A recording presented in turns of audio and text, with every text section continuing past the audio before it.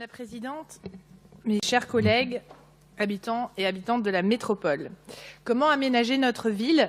C'est un levier majeur pour faciliter la ville et faciliter la vie. Tel était notre slogan en 2014. C'est un levier majeur aussi, et plusieurs l'ont évoqué, pour diminuer notre empreinte carbone. Nous ne nous y étions pas trompés quand nous avions posé cette question-là, y compris lors de notre grand débat sur la transition énergétique, et nous avions fait participer les habitants en les faisant arpenter la ville. Aujourd'hui, nous franchissons une étape importante. L'aménagement du territoire n'est plus seulement une affaire d'urbanistes, il est cohérent avec la politique de l'habitat, la politique de déplacement et le plan climat de la métropole. Il a été élaboré avec tous les élus, les acteurs du territoire, les habitants, dans une démarche collective remarquable. Et je tiens moi aussi à m'associer aux remerciements très sincères pour l'énorme travail engagé par Pascal Prat et les services particulièrement. C'est donc une grande première dans la méthode et la cohérence. On porte l'ambition qu'en construisant la ville, on assure aussi que chaque homme, que chaque femme ait un logement, que les mobilités aillent vers le zéro carbone, que chaque règle et projet soit en conformité avec le prisme du changement climatique, que la préservation des terres agricoles et naturelles devienne un impératif. Des inflexions fortes sont validées sur le climat et l'environnement, car il est primordial de préserver le vivant. Le monde et le problème du réchauffement climatique va plus vite que nous, et les solutions que nous devons y apporter doivent résolument être différentes. C'est dans cet esprit-là que nous avons élaboré l'OAP Énergie-Climat. Préserver et développer la nature en ville, donc, avec une place renforcée de la trame verte et bleue, des couloirs de biodiversité et la mise en place du coefficient biotope. Limiter l'artificialisation des sols et le rognage des terres agricoles et naturelles en assumant un étalement urbain maîtrisé, soumis à des règles restrictives sur les extensions de hameaux, les friches agricoles, les tissus pavillonnaires. Penser les stationnements en cohérence avec les axes structurants et la géographie du territoire. Les orientations du PLH, PDU et plan climat permettent aussi une plus grande cohérence de production de logements économes en énergie, le développement de mobilités alternatives à la voiture individuelle et la réduction des consommations énergétiques et la production d'énergie renouvelable. Sans oublier une victoire pour le climat avec la suppression de l'OAP Beaujoire, la remise en cause du food business, d'une urbanisation galopante avec l'abandon de Yellow Park et du projet de deuxième stade. Bref, un ensemble cohérent à un temps T, dans un contexte économique et social donné, une métropole attractive qui veut faire sa part pour le climat. Cela étant, ira-t-il ou sera-t-il encore cohérent dans 5 à 10 ans?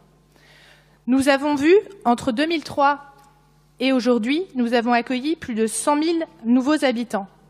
Les tensions, certains l'ont évoqué, sont palpables sur le territoire. Comment garder des logements accessibles à Nantes? Car toujours plus de logements, oui, mais jusqu'où? Les écologistes ont toujours défendu la densification urbaine versus l'étalement urbain. Mais on ne peut plus, il va falloir que nous réfléchissions à comment faire en sorte de mieux répartir cette attractivité avec l'ensemble du territoire. Pascal Prat évoquait la cohérence avec le pôle métropolitain et le SCOT. Il faut là aussi trouver des nouvelles solutions, car dans le plan climat, il y a un deuxième volet, et c'est le volet de la résilience du territoire. Ça veut dire quoi, la résilience du territoire? Lorsqu'on densifie un territoire, on le rend aussi parfois plus vulnérable, puisque on a besoin d'énergie qui vient d'ailleurs, on a besoin d'alimentation, et en artificialisant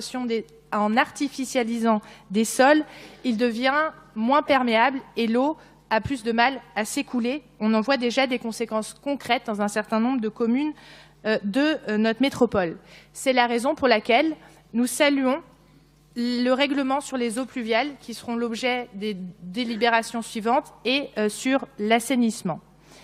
Madame la Présidente l'a rappelé, cette amorce, ces règles nouvelles, importantes, vont mettre du temps à réellement prendre ses effets.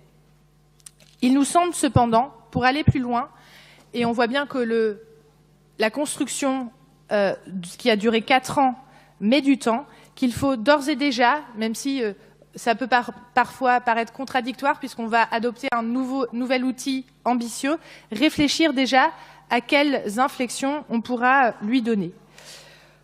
Pour nous, on a déjà quelques orientations, notamment il nous faut décider, puisque cela impacte aussi localement, de demander un moratoire sur l'extension du trafic de Nantes Atlantique. Un développement économique qui nuit au climat et à la santé des hommes et des femmes n'est pas un développement pour nous qui est acceptable. La révision du PDU pour engager une véritable rupture dans la politique de transport et enfin passer le cap du zéro carbone. La création d'un véritable schéma de planification de l'arbre, puisque là aussi, il faut engager plus fortement les puits de carbone, spatialisés et en cohérence avec les autres documents cadres de la métropole. La mise en place d'un processus plus offensif de reperméabilisation des sols et la mise au débat de la proposition de 0 m² d'artificialisation de sols supplémentaires à partir de 2020. Bref, un amorçage d'une réflexion collective et publique sur les enjeux au croisement de l'attractivité, du développement urbain, la qualité de vie et du climat pour discuter la racine du problème et pas uniquement ses symptômes. Nous sommes face à notre destin. Les citoyennes et les citoyens attendent que nous fassions des choix qui leur permettent d'envisager l'avenir avec sérénité. Il me semble que nous pouvons être fiers des étapes et des choses concrètes que nous avons posées à travers ce document. À nous d'engager aussi les ruptures décisives pour garantir notre avenir. Je vous remercie. Merci.